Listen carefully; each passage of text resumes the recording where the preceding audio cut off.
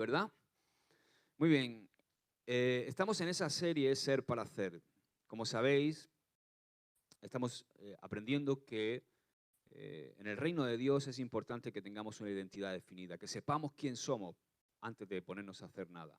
¿Por qué? Porque si nos ponemos a hacer, y esto es uno de los errores que pasa muchas veces en la iglesia, que la gente empieza a hacer sin ser. Y entonces, ¿qué pasa? Normalmente cuando empiezas a hacer, entras en un activismo que finalmente te quema, acabas frustrado porque no tiene lo más importante, la esencia de quién tú eres en Cristo Jesús. Es muy importante saber quién soy antes de ponerme a servir al Señor, antes de hacer. Entonces, hoy hemos hablado del proceso del ser. Hemos estado, y cerramos la semana pasada, esa parte del proceso del ser. Y ahora quiero hablarte del éxito. ¿Cuántos quieren tener éxito en su vida?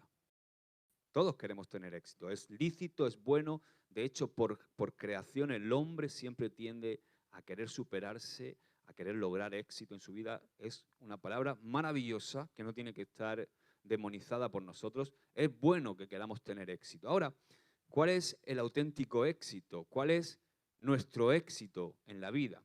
Bueno, yo definiría éxito en mi vida así, de la siguiente manera. O sea, para mí el éxito es ser lo que Dios dice que soy y hacer lo que Él me ha llamado a hacer. Ese es el éxito en nuestra vida. Ser lo que Él dice que soy y hacer lo que Él me ha llamado a hacer. Claro, siempre nuestro enemigo lo primero que quiere hacer es, primero, que no sepas lo que Dios dice que eres o lo que Dios dice que eres, y para que no puedas hacer lo que Dios quiere que hagas. Nuestro mayor éxito en esta vida no es tener muchos followers en las redes sociales, no es tener muchos me gusta en Instagram, en Facebook, no es tener muchos me gusta en YouTube, no es tener tampoco muchos bienes materiales, acumular, ni ser famoso, ni tener o lograr muchos títulos, sino nuestro mayor éxito es que la gente a nuestro alrededor reconozca a Cristo en nosotros. ¿Estás de acuerdo conmigo? Amén. Ese es nuestro mayor éxito, que la gente pueda ver a Cristo en nosotros. Cada ser humano que tenga contacto conmigo, que tenga contacto contigo, hermano, cada ser humano que tenga contacto con nosotros tiene que tener un impacto, ser impactado por nuestra vida, o así debería ser. Que cada persona que pasara por al lado nuestro no saliera indiferente, sino que pudiera apreciar algo distinto en nosotros, en cómo nosotros amamos, en nuestra forma de amar, en nuestra forma de expresarnos, en nuestra forma de perdonar a la gente, en nuestra forma de servir a los demás, en la forma en que nos entregamos, en la forma en cómo trabajamos, en la forma en cómo hablamos. Tendría que ser algo que impactara a las personas que nos rodean. Tendría que ser, o a mí me venía este ejemplo, y es el que voy a emplear hoy, una mujer embarazada. Es como una mujer embarazada que al pasar algunos meses, habéis visto a Dailin, ¿verdad? Que estaba embarazadita y ya el otro día ya se le empezaba a notar la barriguita. Y digo, wow, ya, o sea, una mujer embarazada cuando va pasando el tiempo, pasan unos meses y empieza a mostrar evidencias visibles de que tiene vida dentro. Hay una evidencia visible de que ella porta vida dentro. De tal manera que eso va creciendo, ¿o no? Va creciendo, va creciendo. Y así, de la misma manera, nosotros debemos mostrar evidencias de que Cristo se está formando en nosotros. Amén. Dice Gálatas 4:19, me gusta cómo lo dice Pablo. Dice, queridos hijos, por quienes vuelvo a sufrir dolores de parto hasta que Cristo sea formado en ustedes. Di conmigo, Cristo formado en mí. Wow. O sea, cuando Cristo se está formando en nosotros, igual que cuando se está gestando o cuando se está formando en el vientre de una mujer embarazada ese bebé, y hay una evidencia de que la mujer porta vida dentro, de la misma manera, cuando Cristo está siendo formado en nosotros, tiene que haber una evidencia externa de que algo está creciendo en nuestro interior, y ese algo es Cristo Jesús. Amén. Ahora, Todos sabemos cómo Cristo entra en nuestros corazones. Cuando le recibimos como nuestro Señor, cuando le confesamos y hacemos la confesión de fe, ponemos nuestra fe en Él y le confesamos como nuestro Señor. A partir de ahí, Cristo tiene que empezar a crecer en nosotros conforme vamos obedeciendo la voluntad de Dios. Conforme tú y yo vamos recibiendo principios y vamos obedeciendo esos principios, conforme nosotros vamos viendo la voluntad de Dios, desechando nuestra propia voluntad para vivir en su voluntad. Y cuando empezamos a caminar en su voluntad, después de haberle confesado como nuestro Señor, empezamos a crecer. Y crecemos de tal manera que cada vez se ve más a Cristo en lugar de nuestro temperamento humano, en lugar de nuestro carácter, ese con el que nacemos, en lugar de nuestros propios gustos personales, nuestros propios anhelos o deseos, comienza a verse algo distinto, comienza a apreciarse a Cristo en ti. Dile al que tienes al lado, ¿cómo veo a Cristo en ti? Amén. Así tiene que ser. Y así como la gestación de un bebé sano en el vientre de su madre es de ¿cuántos meses?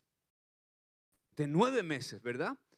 Pues me venía a la mente el 9 meses, ¿no? Y me ponía a enumerar evidencias de que Cristo se está formando en nosotros. ¿Y sabéis cuántos me han salido? 9, a lo mejor hay más, pero me han salido 9. Y eso es lo que quiero exponerte, no sé si hoy o entre hoy y el próximo miércoles. Quiero exponer por lo menos 9 evidencias de Cristo formado dentro de un ser humano. Puedes decir conmigo, Cristo formado en mí. ¿Cuántos quieren a Cristo formado en él? Amén. La primera evidencia, vamos a ver evidencias de Cristo formado en un ser humano. La primera evidencia es que alguien que tiene a Cristo formado en él, tiene una vida de fe. Digo conmigo, fe. De fe en el Hijo de Dios. Esto es muy interesante. A ver si logramos agarrarlo. Voy a leerte el texto este que ya leímos la semana pasada, pero que es un texto impresionante, Gálatas 2:20. Con Cristo estoy juntamente crucificado y ya no vivo yo, mas vive Cristo en mí. Y lo que ahora vivo en la carne, lo vivo en la fe del Hijo de Dios, el cual me amó y se entregó a sí mismo por mí. Lo vivo en la fe. Dí conmigo, sin fe es imposible. ¿Sabes que hay un pseudo cristianismo que realmente no tiene fe? Simplemente tiene un acomodamiento mental o se siente atraído por una filosofía, pero que carece de fe. Eso es muy parecido a un católico romano practicante, o no, mejor dicho, no practicante español típico, que dice que es cristiano, pero lo que tiene es un asentamiento intelectual o unos valores que le han dado o unas tradiciones que ha aprendido. Va 3 veces en su vida a la iglesia, cuando los bautizan, cuando hace la comunión y cuando se casa, así que se casa. O cuando muere también, sí. Pero bueno, cuando muere no es consciente de ello. Ya está todo el pescado vendido. Pero, claro, si te das cuenta, es una fe sin fe. Es una fe sin fe, porque el tener fe es algo precioso y hermoso y también es resultado del Espíritu Santo en nuestra vida. Ahora, la diferencia de vivir en la carne o en el Espíritu. Estamos hablando de fe. Yo quiero que tú entiendas esto. Quiero intentar hacer algo abstracto, fácil de entender. La diferencia entre vivir en nuestra vieja naturaleza, en nuestra carne, o vivir en el Espíritu. O sea, vivir en el Espíritu no se trata de ser místico o ser un raro de estos que va siempre por ahí levitando, ¿no? Que normalmente todos estos raros van levitando, levitan a servir al Señor, levitan a hacer nada, levitan todo, lo evitan todo, ¿no? Pero no es ser un bicho raro, ni ser algo místico, de estos que van siempre como parece que van en una nube o van profetizando. No, eso no es ser espiritual. No es ser eso. O sea, ser espiritual es la vida, escúchame, ser espiritual es la vida que en el diseño original de Dios, Él quería que viviera el hombre antes del pecado. O sea, es una vida de conexión con Dios. Es una vida que nos permite ser uno con Dios. Y es la vida perfecta para vivir en esta tierra y en esta tierra, en esta creación que Dios creó. O sea, la vida perfecta que fue de alguna manera malograda o malformada por el pecado era la vida del Espíritu, una vida en la cual éramos uno con Dios. Amén. Así que por eso no se trata de ser algo místico. Se trata más bien, escucha bien, de en dónde yo deposito mi fe. No sé si me entiendes. En dónde yo deposito mi confianza.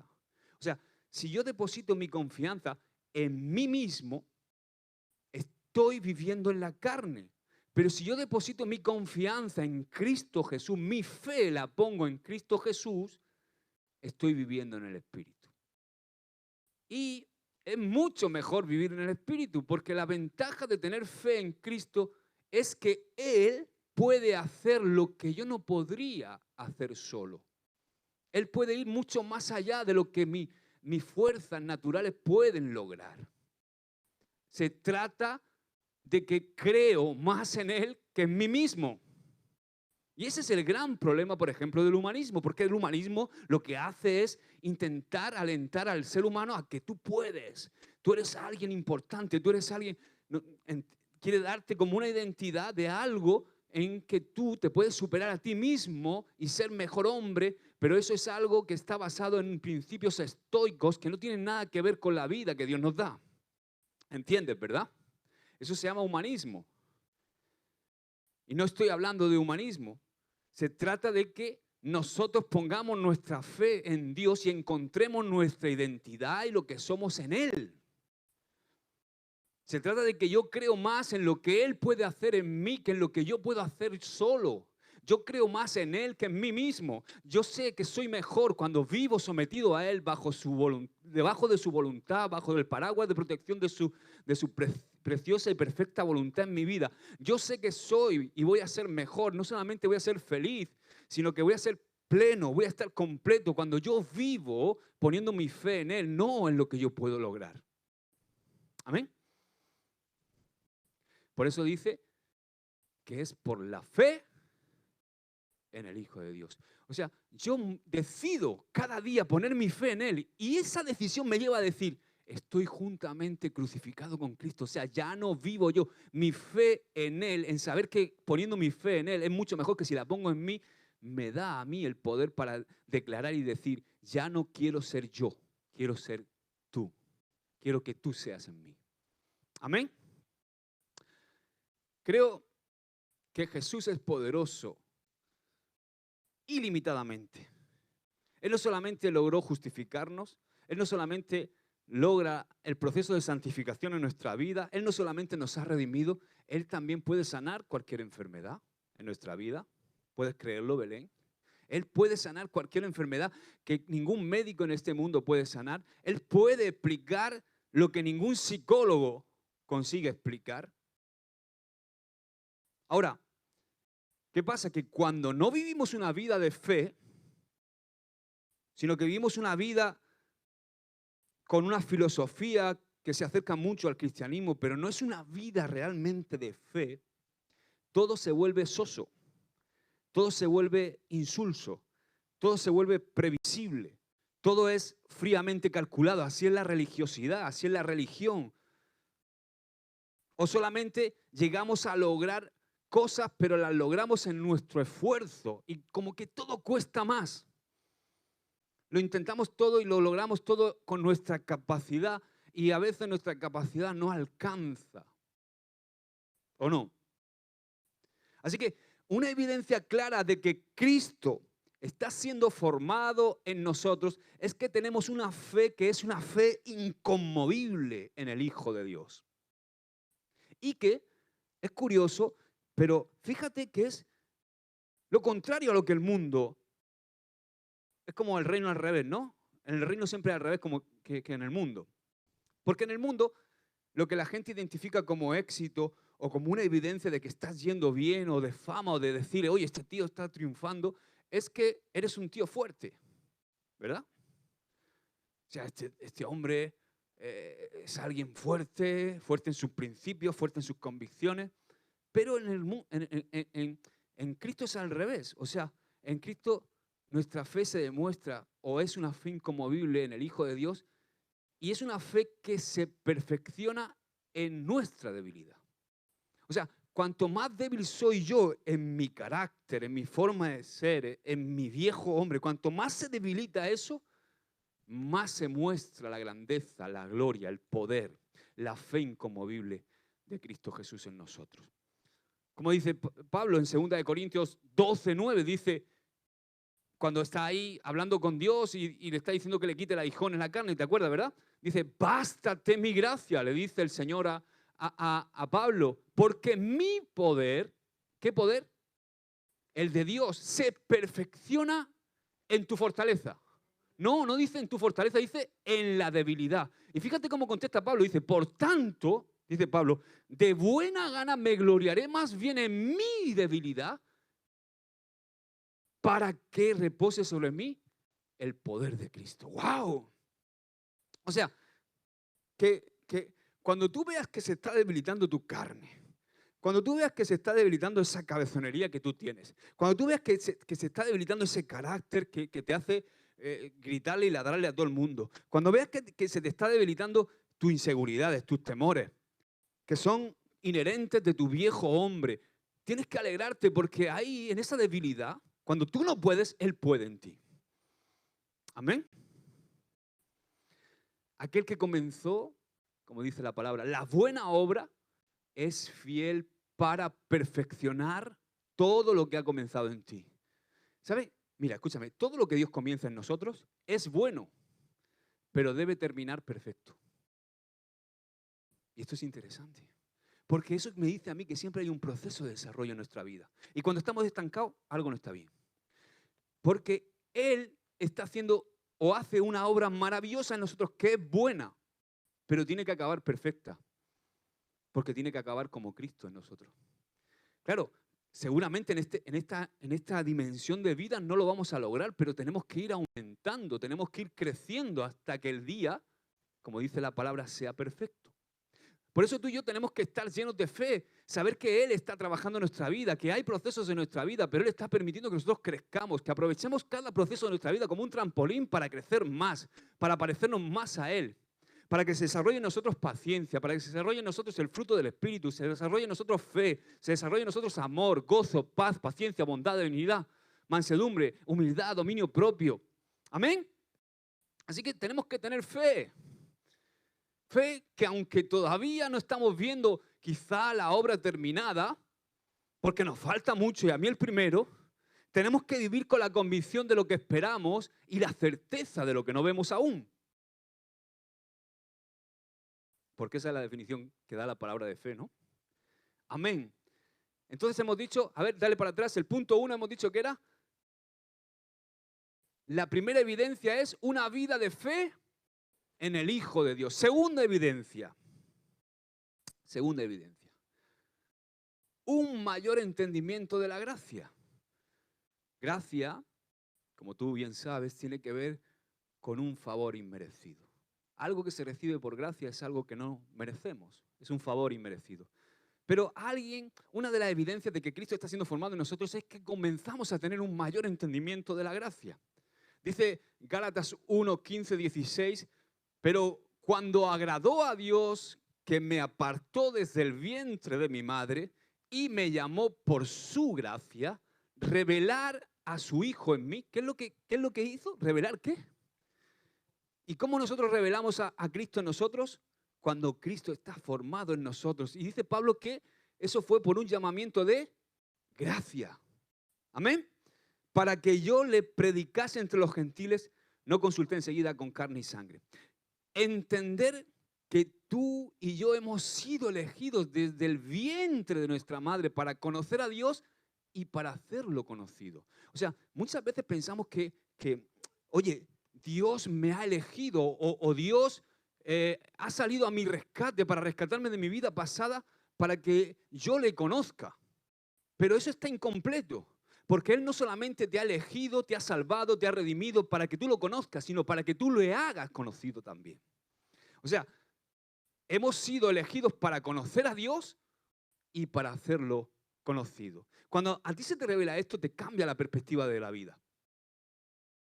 Y yo estoy convencido, escúchame, si tú estás hoy aquí un miércoles, para mí no hay ninguna duda de que el Señor te eligió. Dice la palabra que muchos son los llamados y pocos los escogidos. O sea, que muchos son los que escuchan el mensaje, pero pocos son los que quieren pagar el precio de profundizar en lo que Dios quiere para su vida. Por eso te doy la enhorabuena de que estás hoy aquí. Porque realmente eso demuestra que tú quieres profundizar, de que hay una inquietud, de que no solamente quieres conocerlo, sino que quieres darlo a conocer. Quieres que Cristo sea formado en ti. Por eso estás un miércoles aquí. La reunión de los miércoles es la más difícil para nosotros.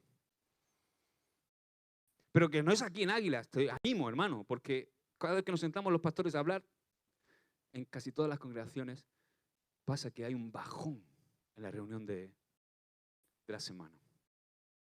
Pero escúchame, solo el hecho de que tú quieras capacitarte, de que tú quieras entrenarte en la misión, o que tú quieras buscar cuál es la misión que Dios tiene para ti, habla de quién tú eres en Él y para Él.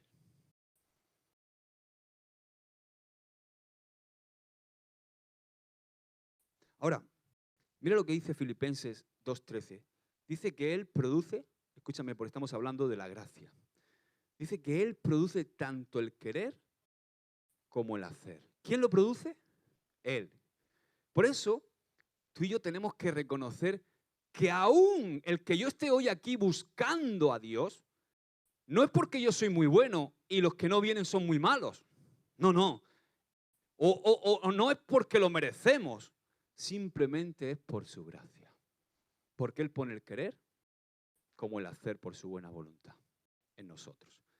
Dice 1 Corintios 15:10, pero por la gracia de Dios, son palabras de Pablo, soy lo que soy. Por la gracia de Dios soy lo que soy. Y su gracia no ha sido en vano para conmigo. Antes he trabajado más que todos ellos, pero no yo, sino la gracia de Dios conmigo. O sea, lo que somos, ¿cómo se titula esta serie de mensajes? Ser para hacer. Escucha, lo que somos es por gracia y lo que hacemos también es por gracia. Amén, aleluya. Lo que somos es por gracia, pero lo que hacemos también es por gracia porque Él pone tanto el querer como el hacer en nosotros. Y quiero decirte algo, porque yo sé que el enemigo muchas veces trabaja intentando coartar a través de muchas circunstancias en nuestra vida. Desde que nacemos hay una lucha terrible para que no se desarrolle en nosotros lo que Dios quiere que seamos. Es decir, el enemigo lo que pretende siempre es cortar el propósito de Dios en nuestra vida. Incluso cuando ya somos salvos y sabe que no puede robarnos la salvación, Él dice, mira, aunque vayan al cielo, lo que quiero evitar es que ellos puedan ser productivos para el reino, que ellos cumplan el propósito por el cual Dios los salvó, que ellos se conformen con conocer a Dios, pero no darlo a conocer. ¿Verdad? Y nos entretiene. El entretenimiento es su mayor arma para que estemos entretenidos en muchas cosas que a veces parecen, entre comillas, buenas, pero que están robándonos, son succionadores de la gracia de Dios en nuestra vida y nos hacen enfocarnos y desviarnos en muchas cosas que al final nos desvían del propósito de Dios. Pero déjame decirte algo muy importante, porque todo ese organigrama que el diablo intenta orquestar para que tú no creas y no sepas quién eres en Cristo Jesús, eso es lo primero, porque trabaja en tu identidad, para que no sepas quién eres, para que no puedas hacer lo que Dios quiere que hagas. Déjame decirte que tú no eres producto de un accidente. Tú no eres producto, y quizás el enemigo ha trabajado en tu vida desde niño, Miguel, para que tú no sepas quién eres en Él, y te puso un padre que te maltrataba, o te puso una madre que no te hizo caso, o naciste huérfano, ¿verdad? O algunos incluso nacen pensando que son un accidente, porque están oyendo en su casa continuamente desde que nacieron, porque que te quedaste embarazada cuando éramos. Nuestra vida a lo mejor hubiera sido diferente. Y claro, nacen los niños y están oyendo eso en su casa todos los días, ¿no? O eres un preservativo roto, ¿verdad? Que eso lo he oído yo, ¿no? Jóvenes que decían, es que mi padre siempre decía que yo era un condón roto. Y eso marca al joven, porque en vez de sentirse amado y deseado y que fue buscado, pues crea una falta de identidad en nosotros. Pero nosotros no somos accidentes, ni tampoco somos el resultado, escucha, del contexto social donde creciste. Porque a veces ponemos como excusa, pero es que yo nací en un pueblo o nací en un barrio donde había delincuencia, me crié en la calle, me crié no sé qué, me crié no sé cuántos, pero una vez que tú conoces a Cristo ya no hay excusa. Ya no, porque Él te da identidad. Quizá no tuviste padre, pero ahora eres hijo del Rey de Reyes. Quizá no tuviste orden en tu vida, pero ahora eres hijo del Señor de señores. Quizá no viste buenas cosas, pero ahora estás del lado del mejor, del más bueno. Y claro que es un proceso, pero tienes que descubrir quién eres en Cristo Jesús, porque el mundo quizá ha intentado decirte lo que eres desde que naciste. Y esa es la obra del Espíritu Santo en nosotros, que es maravillosa. Cuando reconocemos la gracia de Dios, Él puede cambiar cualquier genética, Él puede cambiar tu historia y Él puede cambiar tu destino totalmente. Por ejemplo, yo soy hijo de Marisa y de Eusebio, ellos son pastores. Y para mí, servir al Señor y servir a mi generación es un privilegio. El más alto de los privilegios, el más noble de los privilegios. No puedo entender en mi filosofía de vida algo más noble, más grande que servir al Señor y a mi generación. Es lo mejor. Reconozco que crecer en una familia de fe me ha ayudado mucho. Porque aún pese a que he tenido que pasar procesos difíciles en mi vida, de estar lejos de Dios, he tenido que pasar experiencias dolorosas en mi vida, el ser hijo de creyentes y haberme criado en una familia de cristianos ha preservado mi vida de muchas deformaciones que el mundo provoca en muchos jóvenes. Así que nunca te canses. Nunca pierdas la fe, aunque tus hijos estén quizá lejos a veces o están pasando sus procesos, porque es bueno, es maravilloso criarse en un hogar cristiano. Pero escúchame algo, porque hoy yo no soy lo que soy por mis padres. Y quiero que me entiendas bien. Porque como siempre decimos, Dios no tiene nietos. Él tiene hijos. Yo no puedo vivir solamente, o yo no puedo fundamentar mi fe o mi vida cristiana en la fe de mis padres. Yo tengo que tener mi propia vida de intimidad con Dios. La fe de mis padres no cuenta, no computa para mí. Aunque es importante su ejemplo. Y fue un estímulo para mí. Yo tengo que tener mi propia historia con Dios, cada uno de nosotros. Por eso, yo conozco también a otros hombres de Dios que son compañeros ministeriales míos o hermanos en la fe que conozco su testimonio, que en lugar de venir de hogares cristianos, vienen de hogares desestructurados, con padres drogadictos, con padres mendigos, con padres maltratadores, pero un día esos mismos se encontraron con la gracia de Dios y cambió su vida para siempre. Amén. O sea, la conclusión ¿cuál es? Es que ni yo, que nací en un hogar cristiano, ni los que no han nacido en un hogar cristiano, somos lo que somos por la historia de nuestra familia, ni por el contexto en el que nos criamos, sino por la gracia de Dios que nos eligió. Gloria a Dios. O sea, somos lo que somos por su gracia. Y si hacemos algo, no somos nosotros, sino su gracia en nosotros. Amén. Segunda de Timoteo 2, del 1 al 7, dice, tú pues, hijo mío, esfuérzate. ¿Qué le dice Pablo a Timoteo? Esfuérzate en la gracia. O sea, que yo recibo la gracia y todo es por gracia, pero yo tengo que esforzarme en esa gracia. O sea, yo tengo algo que hacer, dile a que tiene algo, yo tengo algo que hacer. Dice, esfuérzate en la gracia que es en Cristo Jesús. Lo que has oído de mí ante muchos testigos, esto encarga a hombres fieles. O sea, lo que está diciendo Pablo aquí, o sea, ocúpate en la gracia, ocúpate en conocerlo, pero escucha, tienes que hacer algo, Timoteo, tienes que darlo a conocer también. O sea, lo que has oído de mí ante muchos testigos, esto encarga a hombres fieles que sean idóneos para enseñar también a otros. ¿Te das cuenta? Tú pues, ahora, ¿cómo es esto? ¿Cómo me esfuerzo en la gracia? Sufre penalidades como buen soldado de Jesucristo. Ninguno que milita se enreda en los negocios de la vida a fin de agradar a aquel que lo tomó por soldado. Cuidado con enredarnos. Otra vez la distracción. Y también el que lucha como atleta no es coronado si no lucha legítimamente. Esa palabra legítimamente es disciplina. Si no tiene una vida disciplinada, si tiene una vida desordenada. Ahora, el labrador para participar de los frutos debe estar acostado durmiendo la siesta todas las tardes. Ah, no, espérate, dice, debe trabajar. ¿Qué debe? Trabajar. La gracia se trabaja. Dice, considera, pon atención a lo que digo, Timoteo. Y también por ende a nosotros, nos dice Pablo. Y el Señor te dé entendimiento de todo. ¡Wow! Tremendo.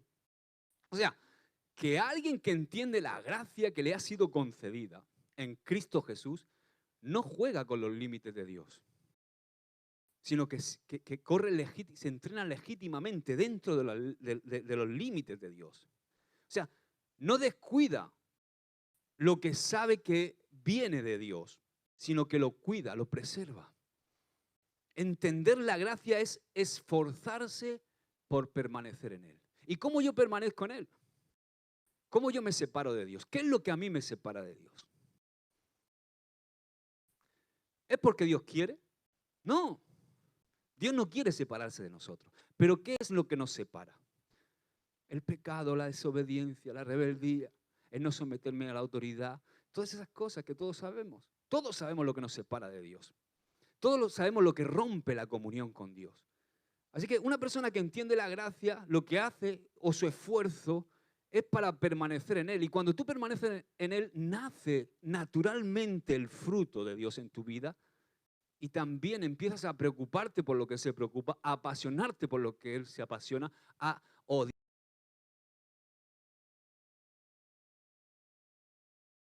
Empieza a darse en ti la pasión que necesitas. Amén.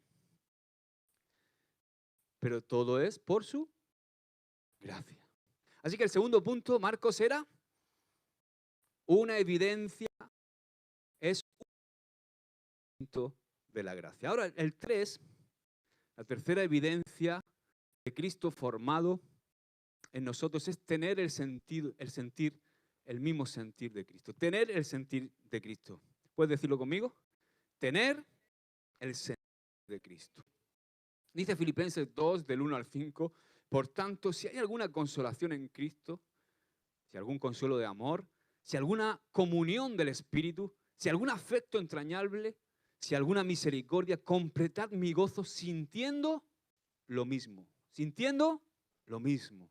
Teniendo el mismo amor, unánimes, sintiendo una misma cosa. Nada hagáis por contienda o por vanagloria, antes bien con humildad, estimando cada uno a los demás como superiores a él mismo, no mirando cada uno por lo suyo propio, sino cada cual también por lo de los otros. Haya pues en vosotros este sentir que hubo también en Cristo Jesús. No vamos a seguir, ¿no? El cual se humilló, Ahora, cuando dice que haya en nosotros el mismo sentir que hubo en Cristo y hace una lista de cuál es el sentir de Cristo.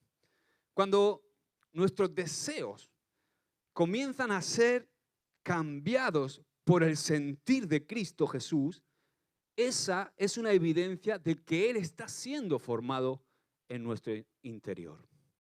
Por ejemplo, lo que he dicho antes, amar lo que Él ama, darnos o entregarnos por lo que Él se da, que nos duela lo que a Él le duele. Y eso es algo que se ve. Una persona que se le está formando Cristo, que tiene a Cristo formándose en Él, le duelen las cosas que le duelen a Dios. Cuando algo está mal en la iglesia, se duele. Cuando una persona está pasando un proceso mal o está mal en la iglesia, no va y lo despelleja y empieza a criticar y le va la salsa porque nos gusta mucho el salseo, sino que se duele. Porque a Cristo le duele. Tener el mismo sentir que Cristo es tener una mayor entrega y una mayor comunión con Él. Es querer estar con Él porque eso es lo que Él quiere. Él quiere estar contigo, entonces tú quieres estar con Él. Romanos 15, 5 al 7 dice, pero el Dios de la paciencia y de la consolación os dé entre vosotros un mismo sentir según Cristo Jesús, para que unánimes a una voz glorifiquéis al Dios y Padre de nuestro Señor Jesucristo. Por tanto, recibíos los unos a los otros como también Cristo nos recibió para gloria de Dios. Cuando tú y yo pasamos tiempo con el Dios de la paciencia, como dice ahí, cuando tú y yo pasamos tiempo con el Dios de la consolación, lo que está en Cristo se te pasa a ti. Dime con quién andas y te diré quién eres. O sea, cuando pasamos tiempo con Dios, lo que está en Él se pasa a nosotros. Automáticamente te haces más parecido a Él. Cuanto más tiempo pasas con Dios, más tiempo. O sea, más te pareces a Él, más asimilas su gloria, más le reflejas. De una forma sorprendente cuando pasamos ese tiempo con Dios y comenzamos a vivir en su presencia y comenzamos a amar lo que Él ama, comenzamos a enamorarnos de Él, de una forma sorprendente comenzamos a tener una paciencia inexplicable. ¿No te ha pasado? Una paciencia con personas y con las circunstancias que antes no tolerabas. De repente empiezas a tener una paciencia con tu mujer, ¿verdad? O con tu marido. Antes no lo tolerabas. Antes veías que se estaba comiendo el último yogur del frigo y estaba... ¿Por qué te comes ese yogur? ¿No? Y de repente ves comiéndose el yogur y dices, ay, qué bien, le está sentando bien, es para mi esposo. Aleluya. ¿Verdad? Empiezas a tolerar conductas, empiezas a tolerar cosas que antes no tolerabas o a perdonar cosas que antes para ti eran imperdonables. Y esto es la obra de Cristo en nosotros. Se está formando Cristo en nosotros. ¿Por qué? Porque estás cerca de Él y empiezas a asimilar su carácter.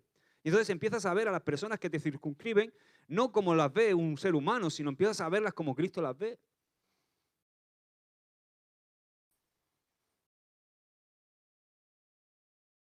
Recuerdo que en ese proceso de restauración de nuestro matrimonio, un día me subió el indio. Bueno, no el indio, no, el íbero. Yo soy celtíbero, yo soy de la península ibérica, ¿no?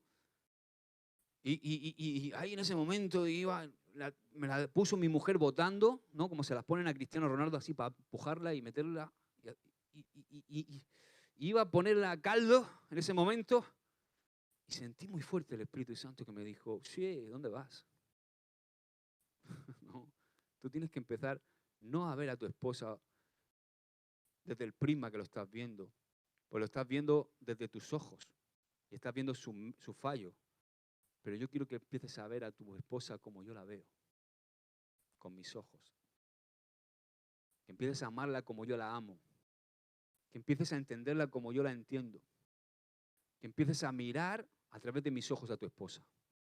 Porque ella es tu esposa, pero es mi hija.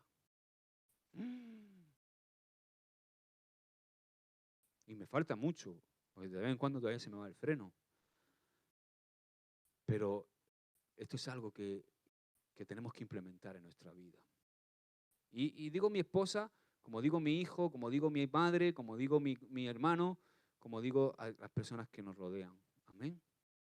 Empecemos a ver a las personas como Cristo las ve. Porque Él pagó un precio muy alto por cada uno de nosotros. Ninguno es más ni es menos. Aún con nuestros errores y con nuestros fallos, Cristo nos sigue amando y pagó el mismo precio por ti que fallas, que por mí que no fallo, que por otro que falla. El mismo precio. Pero es verdad que cuando estamos con Dios y entramos en esa vida de intimidad con Él, comenzamos a tener misericordia, quizá por los que están sufriendo, y en vez de regodearnos por los que están sufriendo.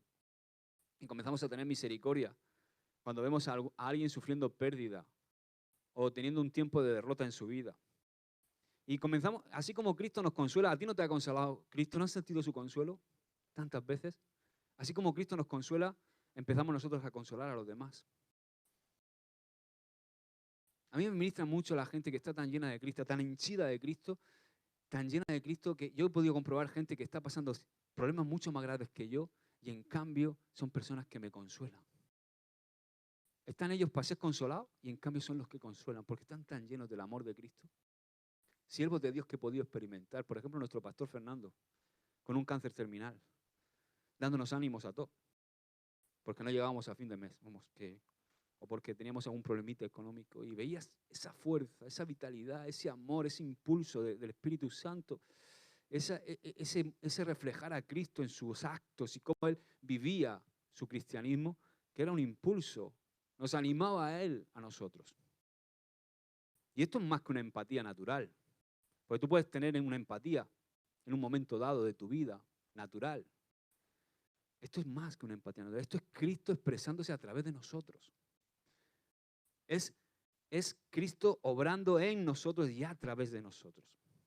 Porque Él vino a la tierra y tomó forma de hombre. Y no solamente de hombre, sino tomó forma de siervo. ¿Para qué? Para sentir lo mismo que sentíamos nosotros. Y liberarnos de la esclavitud. Nadie tuvo mayor empatía que Cristo. Así que, de la misma manera, tú y yo debemos hacer con los demás. Tener el mismo sentir que Cristo. ¿Amén? Así que el tercero es tener el sentir de Cristo, la tercera evidencia. Cuarta evidencia, ser parte del cuerpo. Di conmigo, sentido de pertenencia. Sentir que pertenezco al cuerpo. O sea, la cuarta evidencia de que Cristo está siendo formado en nosotros es que nos sentimos parte del cuerpo. Romanos 12:5 dice, así nosotros siendo muchos somos un cuerpo en Cristo y todos miembros los unos de los otros. Una evidencia clarísima de que Cristo está siendo formado en nosotros es que nos interesa estar conectado con su cuerpo. Lo que le sucede a la iglesia nos sucede a nosotros, nos sentimos parte del cuerpo. Cuando Cristo está siendo formado en nosotros no existen los llaneros solitarios, no existen aquellos que, no, yo no me someto a ninguna iglesia, ni me planto en ninguna iglesia, yo estoy para allá, para acá, ahora voy aquí porque me gusta este, ahora voy allá porque me gusta cómo predica aquel, ahora voy acá porque aquí tienen aire acondicionado y aquí no. No, sino que hay un sentido de pertenencia. Pertenencia al cuerpo de Cristo y buscas un lugar donde plantarte para poder dar fruto. Independientemente de que luego Dios te pueda mover como Él quiera en su voluntad, pero tú donde estás eres alguien que se planta. Vives con el corazón plantado en el lugar que estás, independientemente de que luego Dios te mueva. O sea, existe un sentido de pertenencia y de, no solamente pertenencia, de interdependencia en la familia de Dios. O sea, ¿qué quiere decir interdependencia? Que no solamente pertenezco al cuerpo de Cristo, sino que soy interdependiente, te necesito y tú me necesitas. Nos necesitamos mutuamente. ¿Tú sabías eso? Me gusta lo que dice el Salmo 68, versos 5 y 6. Dice, Padre de huérfanos y defensor de viudas es Dios en su santa morada. Dios hace habitar en familia a los desamparados. ¿Cuántos desamparados hay aquí que ahora son parte de la familia de Dios? Amén. Saca a los cautivos a prosperidad, mas los rebeldes habitan en tierra seca. Dile lo que tiene al lado, los rebeldes habitan en tierra seca. Qué bueno es saber que Cristo absorbe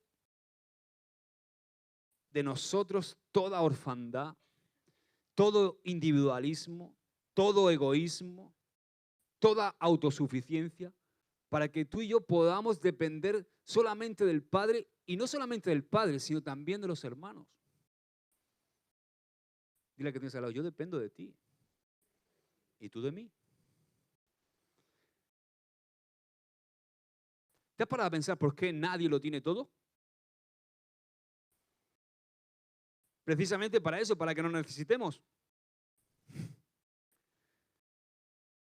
Porque si hubiera alguien que lo tiene todo, tiene todos los dones, toda la sabiduría, todo el conocimiento, solo hay uno que tiene todo eso y que posee todo eso.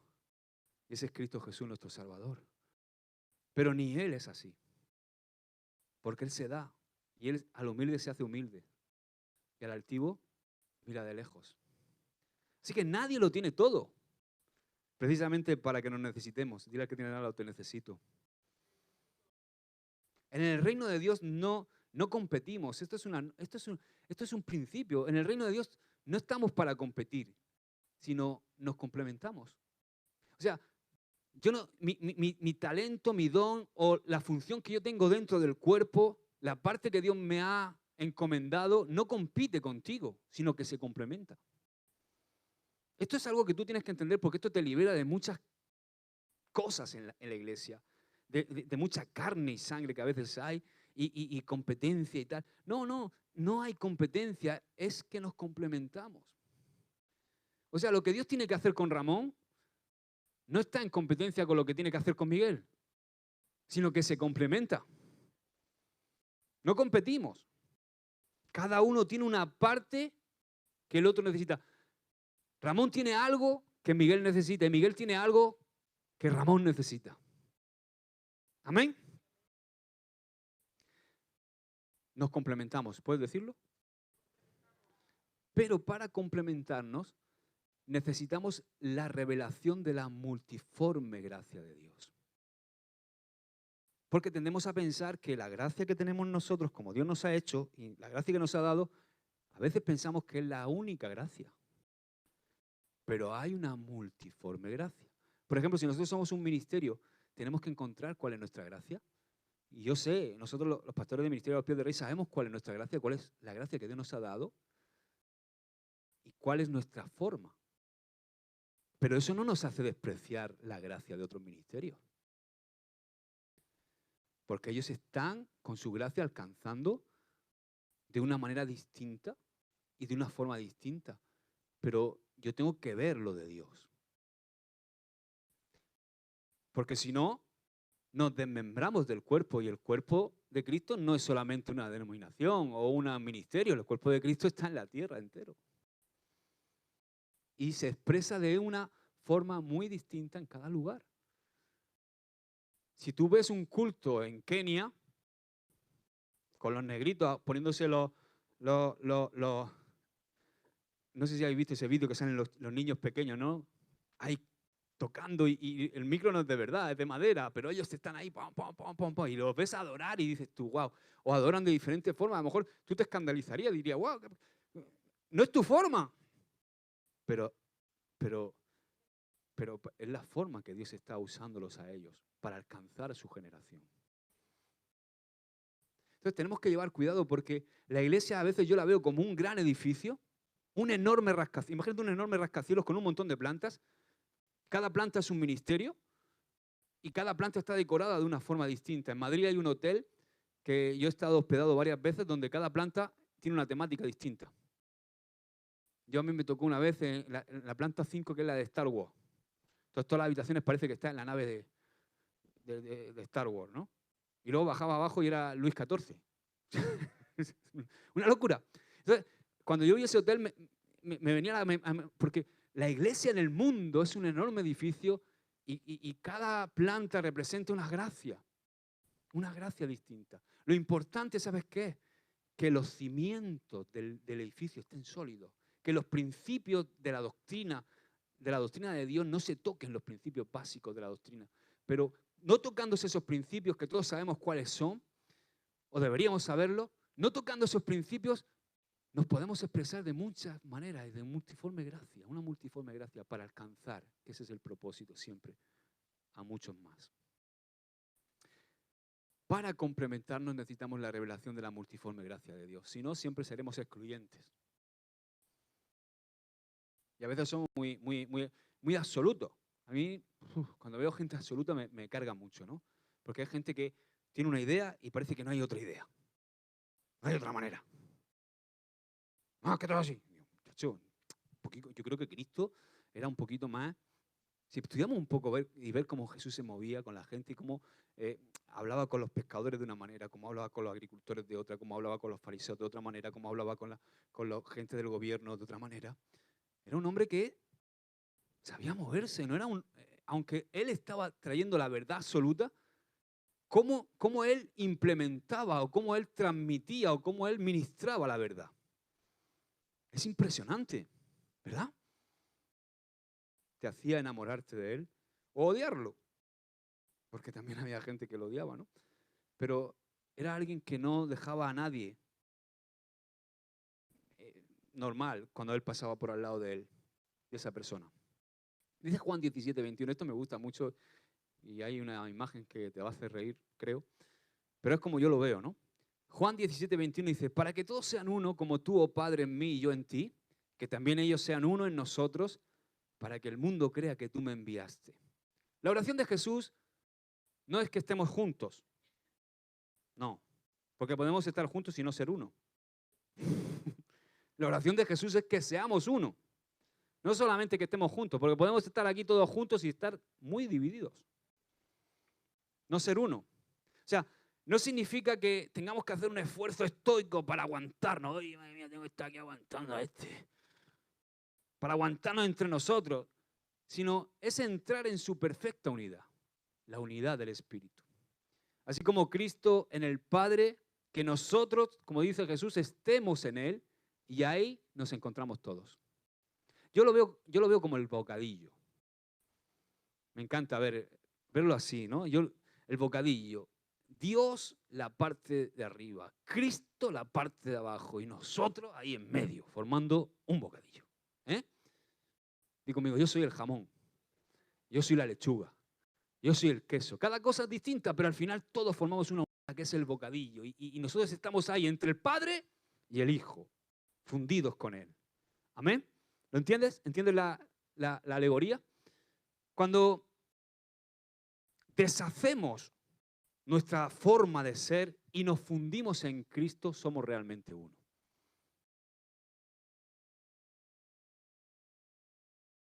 Somos uno cuando empezamos a escuchar la misma voz, la de Dios. Cuando empezamos a hacer las mismas obras, las que Dios quiere que hagamos. Cuando empezamos a hacer la voluntad del Padre, entonces es cuando somos uno.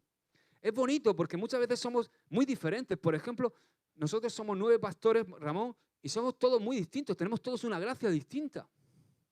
Pero estamos unidos. Lo que más le asombra a la gente que muchas veces viene de otro ministerio fuera, que caminan quizás en un ministerio donde el pastor es él, pero no tiene compañeros. Es muy difícil, Ramón. Es muy difícil caminar 9 hombres con gracias distintas en unidad y tanto tiempo. Es muy difícil sin que afloren egos, sin que afloren cosas, sin que afloren tonterías. Pero ¿qué pasa? Que estamos unidos en el Espíritu. ¿Qué pasa? Que yo veo que mis compañeros son hombres espirituales y que se someten a la voluntad de Dios y que lo que quieren es agradar a Dios y hacer su voluntad. Y cuando yo quiero agradar a Dios y hacer su voluntad, y Ramón quiere agradar a Dios y hacer su voluntad, y Juan Carlos quiere agradar a Dios y hacer su voluntad, y cuando todos quieren hacer lo mismo, finalmente encontramos que estamos unidos, aunque tengamos gracias distintas. ¿Entendemos, verdad? Dice Efesios 4:3, de solícitos en guardar la unidad del Espíritu en el vínculo de la paz. Un cuerpo y un espíritu, como fuisteis también llamados en una misma esperanza de vuestra vocación. Un Señor, una fe, un bautismo, un Dios y Padre de todos, el cual es sobre todos y por todos y en todos, pero a cada uno de nosotros, escucha, pero, cuando hay un pero, ¿qué quiere decir? Que todo lo que hemos dicho arriba es correcto, pero a cada uno de nosotros fue dada la gracia conforme a la medida del don de Cristo. O sea, que no somos iguales. ¿Entiendes? Tenemos todo uno, pero no somos iguales. O sea, ¿qué quiero decir? Para resumirlo, diferentes, pero uno. Esto es tremendo. Diferentes, pero uno. No es una unidad física la que debemos guardar, sino es la unidad del Espíritu. Puede ser que no estemos ni siquiera en el mismo lugar, somos partes diferentes, pero somos partes del mismo cuerpo. Y esto a mí me permite darme cuenta de que yo tengo que respetar la forma, tengo que respetar la posición, tengo que respetar la forma de hacer las cosas, las acciones diferentes o que son diferentes a como nosotros hacemos las cosas. Y esto solamente es posible cuando vemos a Cristo formándose en ellos al mismo tiempo que se está formando en nosotros. Nos toleramos. Amén. Gloria a Dios. La semana que viene vamos a seguir. Amén. Ponte de pie. El quinto es conocer el amor de verdad. Una de las evidencias de que Cristo se está formando en nosotros es que conocemos el amor de verdad. Pero eso vamos a seguir la semana que viene. Amén. Dale un aplauso al Señor. Aleluya. Padre, te damos gracias por tu palabra, Señor. Mayor éxito que podemos tener es saber quién somos en ti y hacer lo que tú quieres que hagamos, Señor. Ser para hacer, Padre. Gracias por enseñarnos y queremos que evidencia de que Cristo está siendo formado en nosotros se haga patente, así como poníamos el ejemplo de que una mujer embarazada empieza a dar evidencia de que algo se está formando con vida en su interior, que nosotros también, Señor, nosotros también se den las evidencias, estas 4 evidencias que hemos dado, más las otras 5 que daremos la semana que viene.